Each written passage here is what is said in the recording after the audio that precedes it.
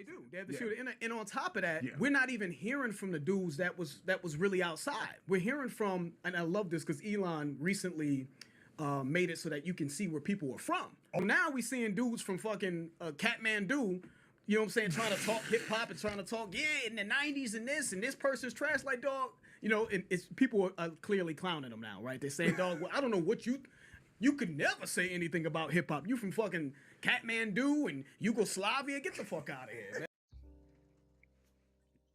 Whenever you're watching a video related to rap by Black creators, you can almost always find a few moments of racism in the content.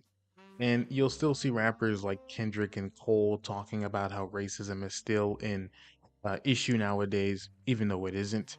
And today I'm going to be addressing that narrative, more importantly, where it stems from a psychological perspective. And now let me be clear. I'm not titling anyone in this video as racist. I'm simply calling out a couple of racist remarks that I heard or narratives around race that I didn't really agree with. The video in the intro was from a YouTube duo called Lost in Vegas, and they make reaction content breaking down rap. And the context of this clip is George, the man who was talking, mentioned how people have gotten very comfortable online speaking their opinions on rap. Then goes on to talk about how everyone who is speaking on it isn't of the culture and tells these people to just be fans of rap. Now, the reason he's saying this is because he values the opinion of those who are a part of the culture. Now, at first glance, this kind of makes sense, but I have to ask the question, how do you know someone who is from Yugoslavia is not a part of the hip hop culture? If your answer is something along the lines of, well, he's Yugoslavian, then I pose the question, what does being a part of a culture consist of exactly? Is it simply being born black? Is it being born in areas where hip hop was originated or heavily pushed? Or could it be about practice? Because if you ask me, the idea that practicing the culture you're speaking on gives you the right to claim you are a part of said culture, I feel as though that's pretty much the only right answer. But oftentimes you find your opinion gets dismissed simply if you aren't black. These people don't see it every day. No, but what I would like to see is for children in our country to have a better future than what you guys have. And that's not going to happen when he's repressing his generation and his people by saying they have no hope. What do you know about my people? I know a lot about your people. Now, what this lady said was a perfectly fair critique of Tupac. If you want to help instill positive change in people within your environment, you damn sure won't do that by telling them that they have no hope. Now, Tupac could say, I make uplifting music all the time, or, give a couple examples of some uplifting songs he's made. He can mention charities he's donated to, if any. He can talk about how he's put on other artists or actors, if any. Doing that would address her critique fairly, defend his stance, and doesn't invalidate her, in my opinion, fair critique. But Tupac instead is weaponizing identity to discredit those who have a stance on the culture, to then make it easier to push them away. And George from the first clip in the video earlier is doing a very similar act where he's weaponizing culture as well. Funnily enough, it's the same tactic that Kendrick used against Drake in the battle, saying things like, we don't want to hear you say the N-word anymore, or it ain't just me, I'm with the culture feeling, just to name a few. That's what the whole point of the song Not Like Us is, right? The title and everything. He's not like us. He's trying to weaponize culture or the people against Drake in order to discredit him, basically. When someone talks like this, it's because they are trying to discredit you. You look at Tupac's response to the lady in that clip. Rather than even trying to address her critique, he goes to question her credibility on black people as if credibility is needed to simply state that people are less likely to change positively if they are being told they have no hope. In other words, she doesn't need to have credibility to make a general statement about people and the youth as a whole. But there are a lot of people like this who use exclusionary tactics to avoid real conversation and accountability. It's easier to just label you as someone who doesn't know what you're talking about than it is to actually have a full length conversation where, I address all your points fairly. This is actually one of the best ways to radicalize someone in their beliefs. People want to express opinions with no pushback, and in some cases that's fine. But when in a situation like this, when a conversation about these opinions are meant to be had, a response similar to what Tupac did can be very unproductive. And he's doing this to have an opportunity to speak freely without pushback. And it's one of the reasons why I've been listening to Elijah Johnson apologetics debates, where he answers questions on Christianity, defends the literature, and debates against Muslims as well. And the reason is because there are many people that call in, and there are many times when someone is not as educated on certain things, but I have yet to see him use that as a weapon to discredit any questions, grievances, or simply not address something directly. Yeah, it's like, I mean, you wanna make sure that you're clear in the things that you're saying. I'm assuming that you're not really like too far into like metaphysics, so like I'll allow you to say certain things because I know what you're trying to say. No, no, I'm not. Uh, I'm not at all. Like I don't. I just. yeah, so like there's certain ways in which it's supposed to be articulated, right? But yeah, like Jesus has a human nature and a divine nature. Now, the context of that clip is the caller was talking about how he had went to another Christian prior to calling Elijah, asked the question, and then got an answer from that Christian that is different than the one he's getting from Elijah in that moment. And that was Elijah's response. But you notice how Elijah didn't use it against him. He didn't say anything along the lines of, well, what could you know about this topic? Or you could never say anything on this matter, even though it's very obvious that this person he's talking to, you know, is not educated, on the matter. He can't really have a debate, a full on debate, because he doesn't have as much knowledge. He simply addresses his grievances about Christianity all the same. Because whether or not someone is as educated on a topic as you doesn't mean they can't come with genuine criticism regardless. And even if they couldn't, the last thing you want to do is make someone feel excluded from something that they have genuine questions and interest in, because that's just one step closer to pushing them to radicalization in the opposite direction. And also, it just makes a very false assumption to assume that because the information is out there, that the information gets interpreted the same exact way. It doesn't exactly work that way. Even if I was as educated as you, I may still have different interpretations of the information, and I may still walk away having more questions on my mind. And so you never really know. And so it's still good to actually address the grievances of the people that you're talking to rather than trying to discredit them. It's one of the reasons why you see more people who aren't black getting comfortable saying the N word unapologetically now. It's because when all you do is push people away from topics, avoid genuine criticisms and questions, exclude, discredit, and punish people for talking, you will get a bunch of people who start to resent your cause and your message. Then they start to rebel against it. The longer it goes on, the more blatant and dangerous the rebelling becomes. And there are people that are backing these individuals because the reality of it is people feel the exact same way. People don't care if you aren't black and you're singing a song and then you say the N word anymore. Hell, the N word is only policed because a lot of black people, whether they know it or not, like to have that power over other races, particularly white people. It's because nowadays the roles have reversed. Back in the days, blacks were excluded from everything.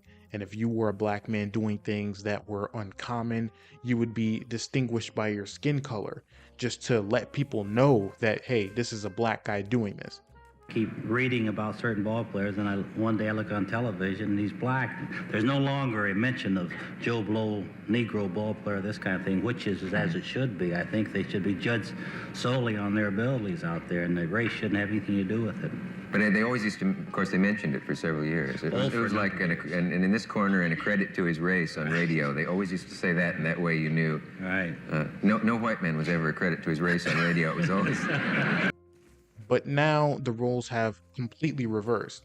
Now you have guys like Sean C making video titles about FaZe Banks titled "White Man Gets Exposed," doing the same thing Jackie Robinson spoke about in this interview, distinguishing FaZe Banks now by his race, not by his name, not by his massive organization he's known for, but by the color of his skin. And I think Eminem is a prime example of this as well. Because in the beginning, black people were discrediting him simply off of the basis of his skin. I was like, who the fuck is this? Why do niggas hate Eminem? Because he's white. That's it. It's clear. He's white. Now, we got down with Eminem. We done be called house niggas, on this, that. Yeah. We was like, who was this white motherfucker up in here in the studio? Because this was our shit. When Dre had first brought him around, Yeah. we was like, who was this motherfucker up in here? All of us, like, because this motherfucker, he got up in here, dude, shit, this our shit.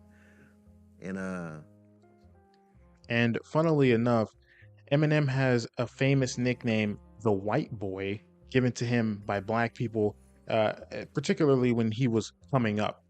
Dre wasn't seeing eye to eye, man. I stayed away from the white dude, because he a problem. Now I have another video on my channel addressing black fatigue in hip hop. And in that video, I spoke about the racial significance of the common narratives you hear in the black community, where they come from, and how a lot of the grievances black people have about race are virtually non-issues, statistically speaking.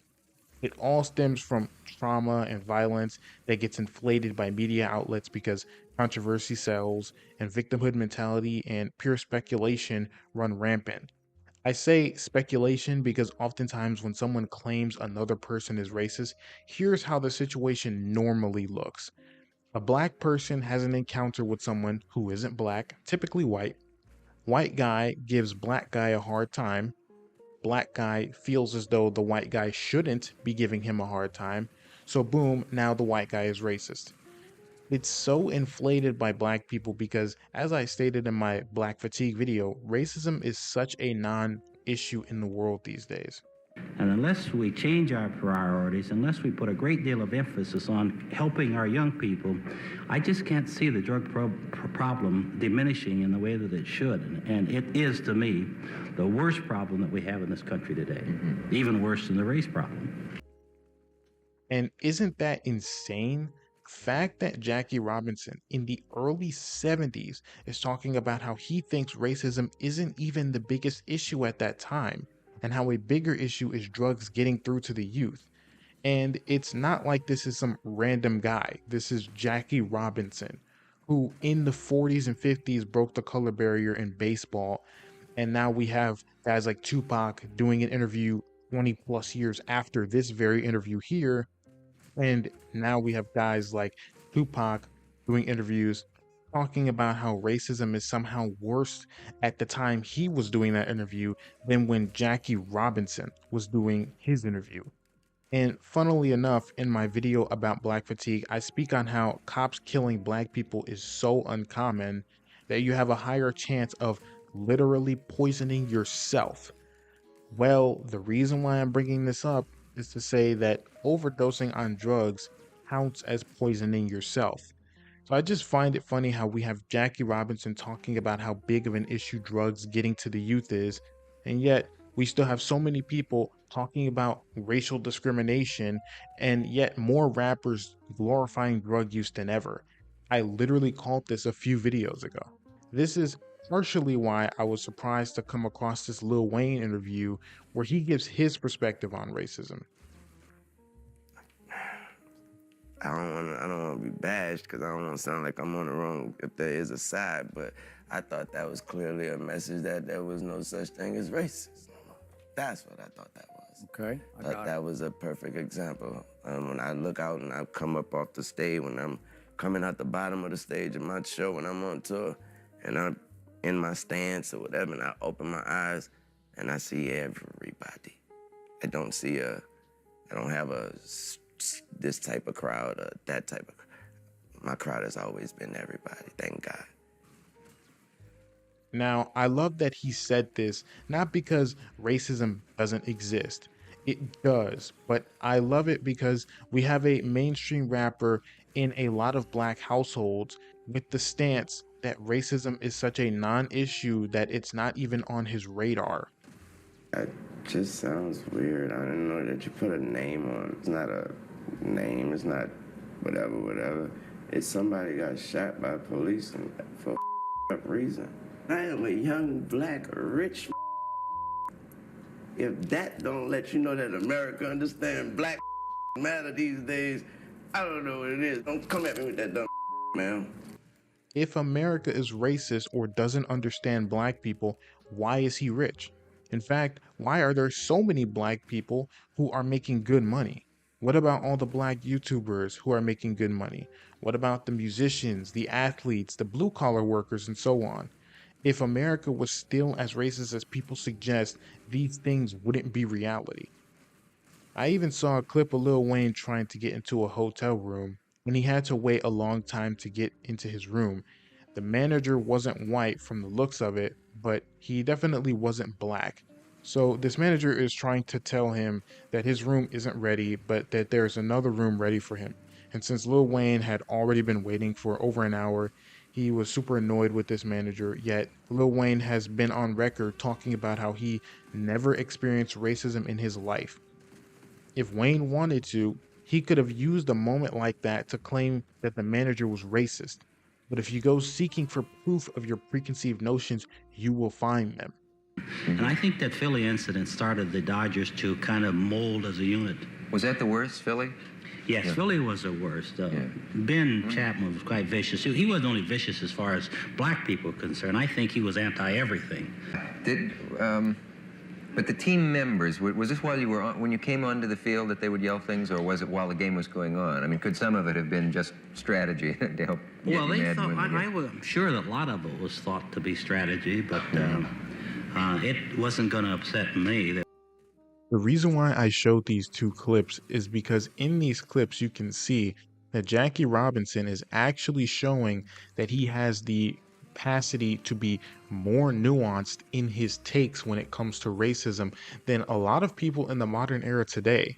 Like how I mentioned before, a lot of people, they're black, they see a white person that's giving them a hard time, they basically automatically assume it's racism. But even Jackie Robinson, basically at the height of racism or close to it, at that time when racism was far more prominent, even he had enough nuance and ability to say, actually, some of that's probably not racism. A lot of that is probably actually just strategy for the game. And even when he was talking about that man that was also very vicious towards him, he even said, well, actually, I don't actually think that he was just racist, though. I think he was an anti-everything kind of guy. So even he is showing more nuance than a lot of people in the modern era. I can say I've personally had good encounters with white cops. Now, that isn't to say that there aren't assholes. It's just to say racism is simply not even something worth addressing anymore.